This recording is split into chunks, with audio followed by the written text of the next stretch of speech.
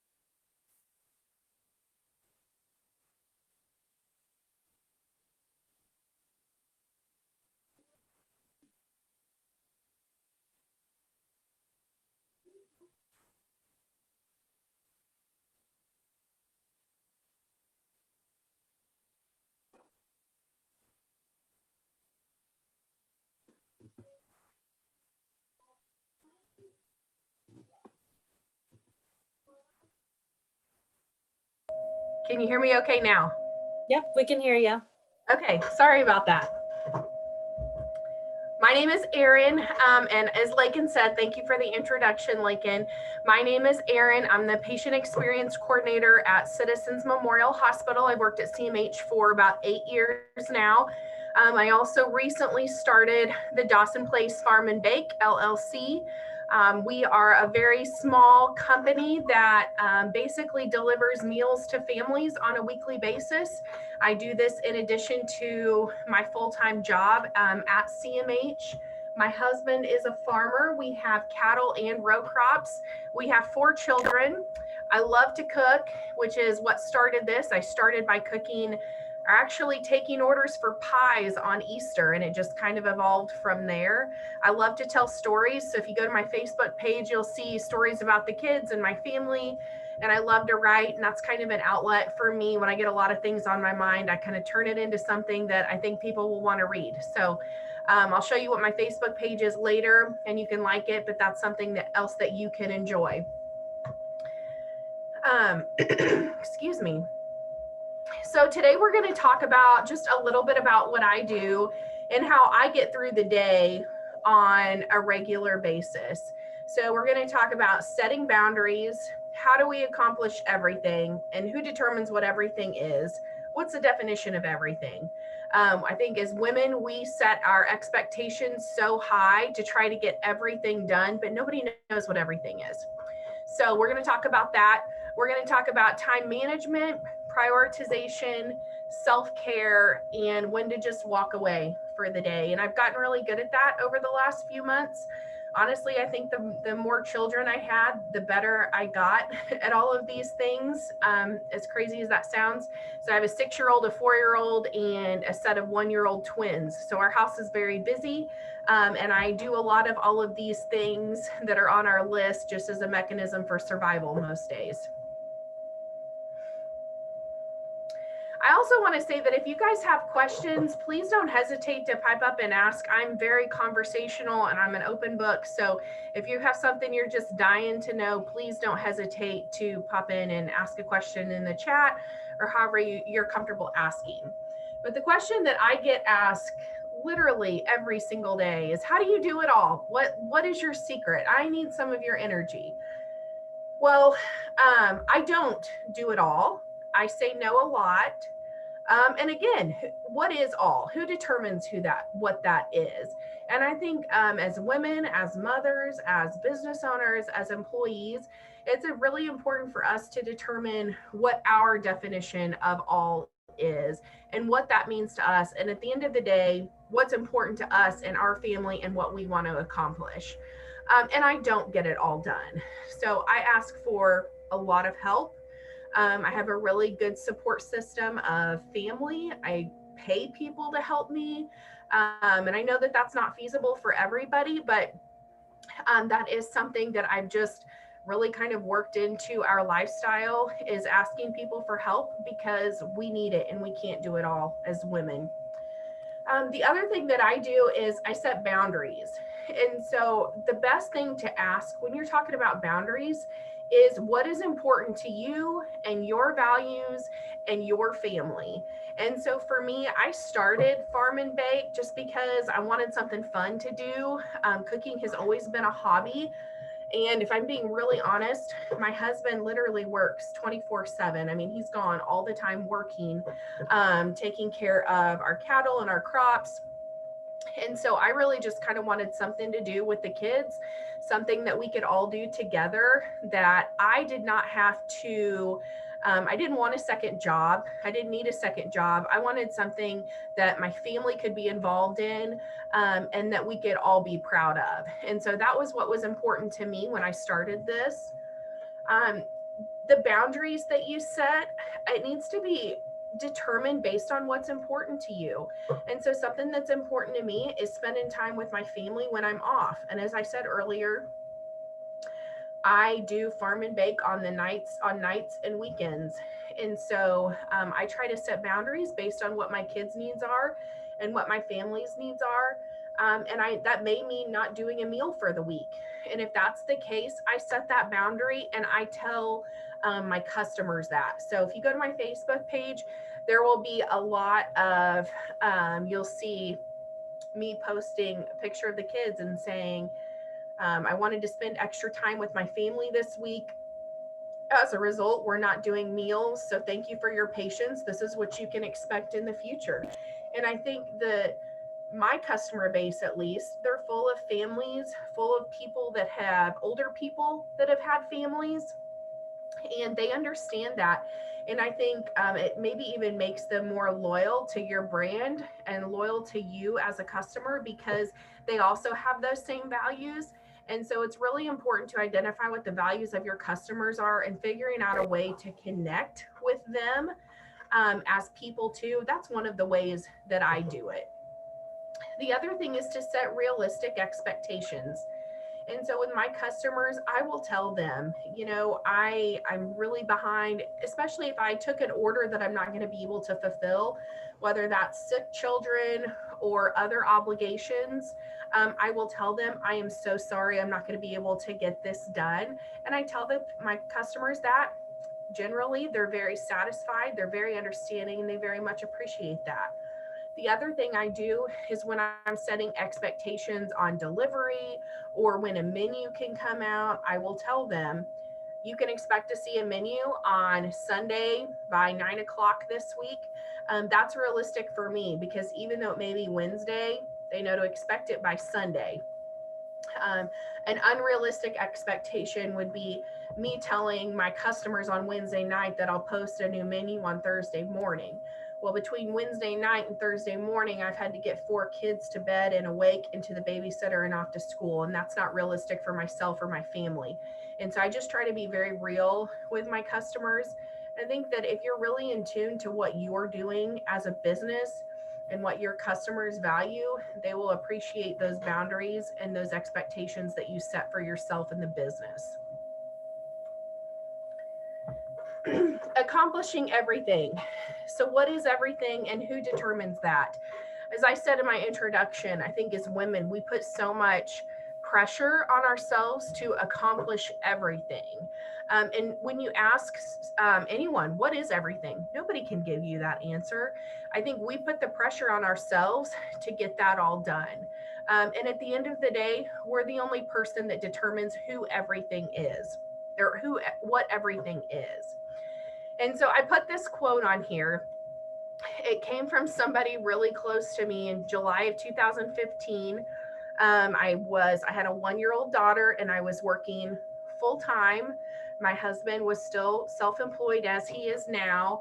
I was working approximately 55 to 60 hours a week and I was so stressed I could not think straight. And I remember that person told me, very frank, and said, Erin, hire a housekeeper and stop trying to do it all. And you know what? I have had a housekeeper since July of 2015. And so that's something really little, but if it's something that you're struggling with, if you have something that somebody else can help you with, find somebody to help you and let them do it. Because to me, my anxiety level is at an all-time high when my house isn't clean. And that's just one thing that I can take off my plate. And so I have somebody help me in that way. And then every day, every week, I prioritize, what do I have to get done today? And at the end of the day, if I haven't got that done, I really focus on what has to be done by the end of the day in order to wake up and feel accomplished or refreshed the next day. Time management. This is really important to me.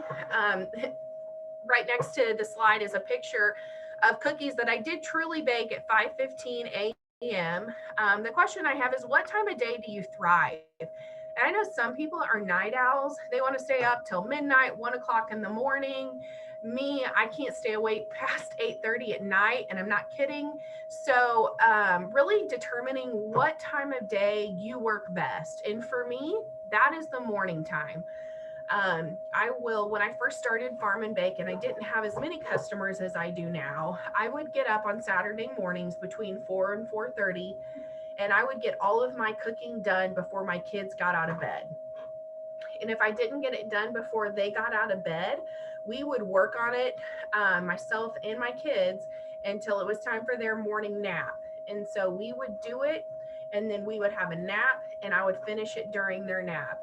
And so by doing it that way, I was still able to focus on what was important to me, which was incorporating my family into the hobbies that I have, and then still being able to spend time with them. And so I really encourage you to self-reflect and think about, when do you work best? Do you work best before you go to work in the morning, before you get your day started? Or do you work best after everybody's in bed and you're just like wide awake, ready to go? That's not me, but it is some people. And I would encourage you to put the brunt of that work that you need to do and everything or all that you need to accomplish, focus on doing it then, rather than trying to get up early if you're not an early person and stressing about being tired and trying to get it all done. Choose the time of day when you really thrive and you know that you can get things done, to focus on your to-do list for the day.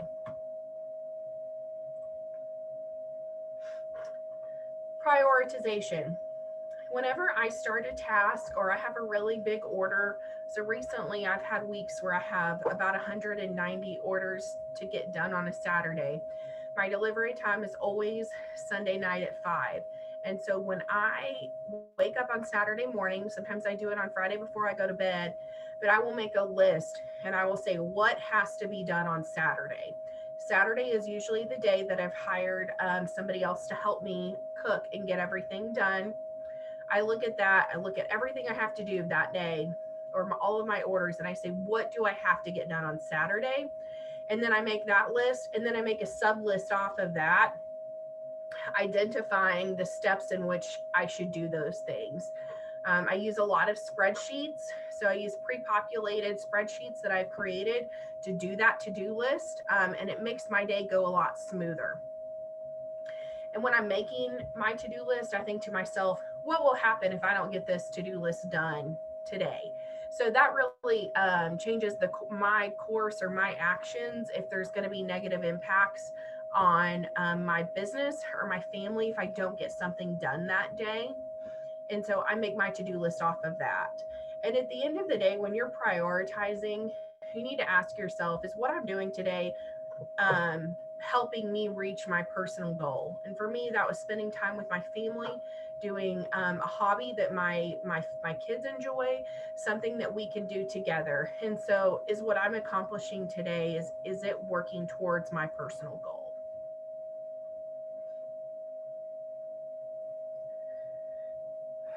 Just walk away.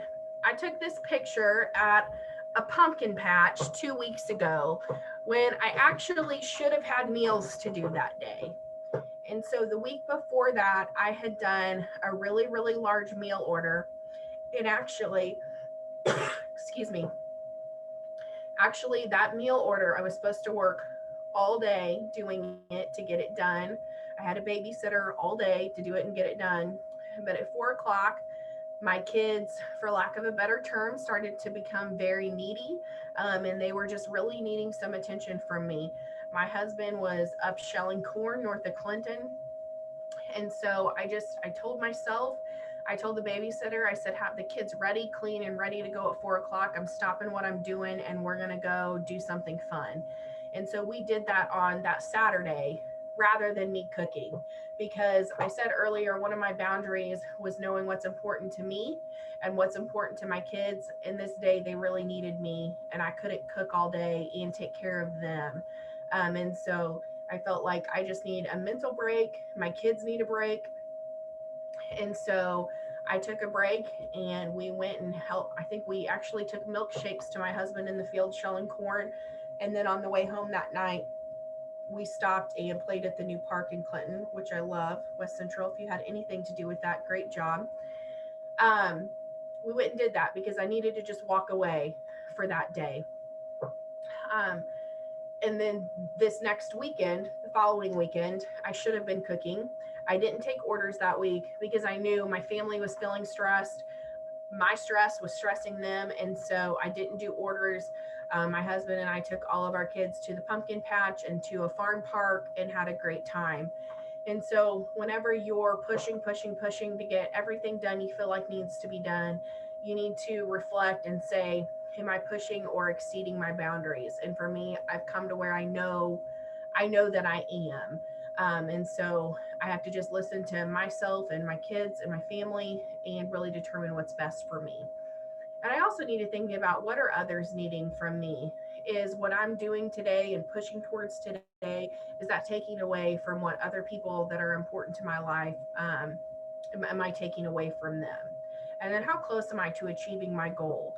If I'm just pushing, and my kids need something, and I am really close to my goal, like I have to think, Erin, just give yourself a break. And so that's how I get through the busiest parts of my day, is really reflecting on what other people need in my life that are important to me, and how close I am to my goal. And at the end of the day, am I exceeding or pushing my personal boundaries?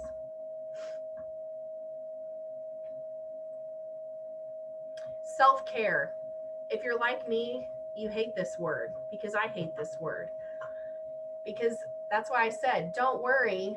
It's not hours in the salon or weekly massages or drinks with the girls after work on Friday. I think all of those things are great. But I think that whenever women hear the word self-care, you just kind of vomit in your mouth a little bit, like I do, and roll your eyes, and know that most days that's not really possible. You have your own job to do, you have children to take care of, a home to take care of. And so it's really not realistic to think that women should have this elaborate picture of what self-care is, because I don't. I said, it looks to me, self-care looks a lot more like new Maybelline lipstick, overpriced sunglasses, a $5 cup of morning coffee, and blaring Post Malone on my way home from work, because I do that every single day. So I don't buy new lipstick every day, but that is how I take care of myself. If you follow my Facebook page, or if you know my family at all, you know that our 6-year-old's favorite thing in the whole entire world is lipstick. She is 6 and she has loved lipstick since she was 18 months old. So I would hate to think how much money Maybelline has made off of our family, simply by providing lipstick to my 6-year-old. So I buy a lot of lipstick. And honestly, that's just one way where, if I'm kind of feeling down, something as simple as that can really boost your spirits as a woman, when you feel like you've given and given and given and you have nothing left to give to anybody else. Something as simple as that can really boost your confidence and make you feel like a new person. I say sunglasses. I love sunglasses. Again, that's another thing that it makes you feel like you're splurging on and like you're taking care of yourself. I think sometimes $5 cups of coffee get a bad rap because they're $5 cups of coffee, and we all know it takes about 50 cents to make a cup of coffee. But dang it, if it gets your morning going off right, and it makes you feel better and you can perform better, because if you're like me, you don't do well without coffee, do it. It's worth it. And the other thing, I say that I blare Post Malone on my way home from work. If you know me, you know that that's extremely accurate. But on the flip side of that, it's not as much about doing that as it is about decompressing. So I drive 100 miles a day round trip to and from work, or to work. It's about 50 miles from my house to work and 50 miles home. And so a lot of people will ask, don't you get tired of that drive? Or, that drive must be so difficult. And for me, I use that time to just decompress. When I'm going to work, I use that time to get my mind on work. And it really is me time. And on my way home from work, I use that time to just kind of get rid of the day. I love my job and I love what I do, but some days I just need to get rid of some stress before I go home and take care of our kids. And that's what this is about. So I want you to get rid of this elaborate vision of what you believe self-care should be, or what society tells you self-care is, because I promise you, it doesn't take that elaborate vision to really make yourself feel better. So think about what you enjoy, what you like, what you feel like is a splurge.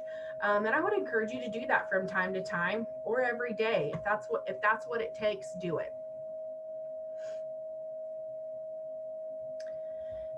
So my takeaways from today, I feel like I've gone through this really fast and I apologize, but these are the key points that I just want to share with you all on the line, and my peers that may be listening to this that are in the same rut that I am, because we're working full time and we have kids and the kids have obligations, and our husbands work, or whatever the case may be. Whatever you're just trying to figure out how to get through the day, like how do I know sometimes we're so tired. How do we just wake up in the morning? How do we get out of bed and how do we move forward? It goes back to, for me, just identifying and reflecting on what's important to you. I reflect on what's important to me and I try to work towards that. Vocalize your boundaries. And so earlier I talked a lot about vocalizing your boundaries to your customers. And I think it's equally as important to vocalize your boundaries to your family, and your peers and the people that work with you and know you well, because they'll respect those. If you surround yourself with the right people, they understand. Stop trying to do it all, and stop trying, or stop having this really unrealistic version of what all or what everything means. All comes back to what's important to you to get done in a day or a week or a month, and do that based on your family's needs, not on what society thinks you should get done. Set realistic expectations for yourself, and what you feel like you can get done in a day's time or a week's time, whatever that may be. Set those expectations, and like your boundaries, vocalize those, and then know when to just walk away. When is your body so tired you just need to stop? When are your kids so anxious because they need your mom they need their mom so bad, that you just have to stop? Knowing what those are really makes you think respectable as a woman and as a mother, because those around you see that, and they respect you for having your priorities in line and knowing what's important to you. Lastly, I've talked a lot about the things that I share on Facebook. This is the cover photo for my Facebook. On the left, you've got ground beef. If I remember that day, I was making creamy beef enchiladas. It's one of my best-selling dishes in my business. My customers love it. The pie that you see in the middle is one of the first pies I made as part of this business. I believe it's coconut cream pie with toasted coconut on the top, and that is our 6-year-old holding the pie, very proud of herself because she had applied the coconut herself. And then on the right is a picture of my husband's tractor and planter. And I put that there not because it's a part of what I do, but it's a part of what our family does and what's important to it. My husband has farmed for 11 years now, just starting from the ground up. It's not a family farm. He acquired everything himself. And so that's very much important to our family, very much the backbone of what we're about and what our life is. And so I try to incorporate what I do and what my children do into that, so that we can all be successful doing that. Because like my job and farm and bake is important to me, it's equally as important to my husband, and it's something that I hope to share with our family for years to come. So I thank you all for joining the webinar today. I've really enjoyed doing this, and if you have questions, please don't hesitate to send me a Facebook message, or you can send me a chat right now, whatever you're comfortable with, but I would love to hear from you all. I can vouch for the enchiladas. They are to die for. I wasn't going to call you out, but I knew you loved them. And I really they are loved very good. Enchiladas that day. We thank you for doing this, Erin.